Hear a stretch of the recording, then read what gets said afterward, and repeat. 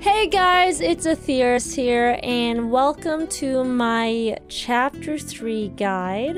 I'm going to be showing you my method to clearing Misty Islands, Chapter 3. It's pretty much the same strat as Chapter 2, except we're going to try to add in some advanced walls just for an extra layer of safety. I don't think it's really necessary. I'm also pretty juiced up on exploration points, so I don't think myself I would really need walls. This is going to be a really scuffed guide because I'm currently doing a subathon, so I can't really edit my guides too much. So in my previous guides, I made you guys go back to your base to make your workshop, but you can actually make a workshop wherever you want. So we have enough materials to make a workshop right now. I'm just going to craft one so that I don't have to go back to base to make my steel tools. Now we go hunting for gold. So in Chapter 3, the materials are spread out a little bit more. Just like Chapter 2, you should be able to find iron in these maps, as well as those outer maps as well, and then gold on these maps, and then lava stone on the outer edge maps as well. I'm just gonna make another work table because they're really cheap to make, so honestly it doesn't hurt to make one in the wild and then make one again at base. We rush the hammer, use the hammer for night 3, just like we did in Chapter 2, Chapter 1. I am going to make a tent as well, just to recover some acting energy. And don't forget to make your leaf bags. I highly recommend making shoes when it comes to Chapter 3 and even challenge mode, because the map is expanded a lot, so you really want that mobility. Oh yeah, try to mine the small rocks if you can. Like you can see, we're actually getting materials a lot faster than we were mining the big rock. So try to prioritize those, but don't go out of your way looking for small rocks, because again, materials are a lot more spread out in Chapter 3 as well as challenge mode. So if you're only hunting small rocks, you're gonna have issues. You're gonna end up with 0 mats. Night 3, you're not gonna need any walls. I do recommend trying to get walls up before night 9 though.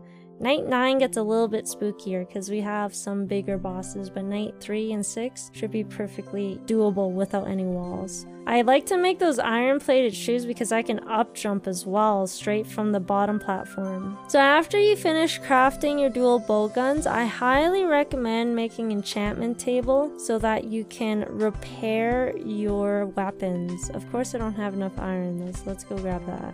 Once you make your enchantment table, you'll be able to craft these whetstones. It just costs 3 stones, so it's really easy to make. Just craft a whole bunch of them. You will repair the item you're holding. So you can see my pickaxe is 152 durability out of 250. Once I use the whetstone, it's gone up 50 durability. It doesn't repair armor though, or walls. It only works for harvesting tools and weapons. You can also hotkey the whetstone actually. Just make life a little bit easier. Try to attack these guys from the back so you're not tanking their hits. Alright, so we're gonna want to make walls for night 9 just because a boss comes through that time and mobs are a little bit tankier in Chapter 3.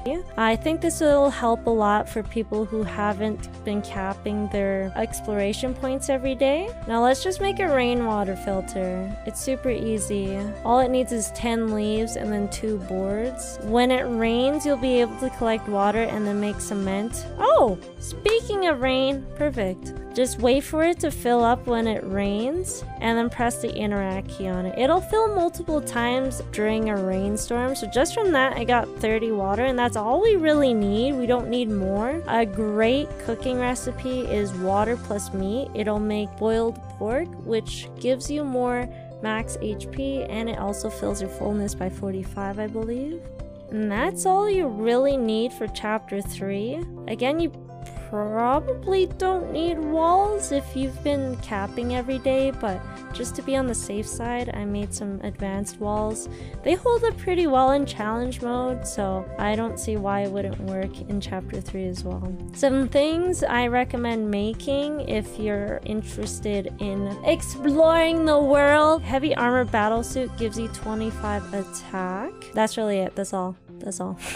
I just recommend making this. This is really OP. 25 attack makes you do so much more damage. I recommend making a cooking pot though, so that you can actually make food.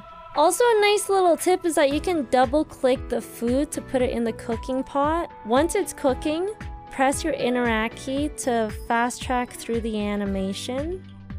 And then you don't have to watch it. It just makes it a little bit quicker, but water and meat makes boiled pork. The rest of this guide is gonna be me sped up, completing it until night 12, because it's similar to chapter 2, where there's only 12 days. Thank you guys for watching. I stream on Twitch at twitch.tv/Aetherix.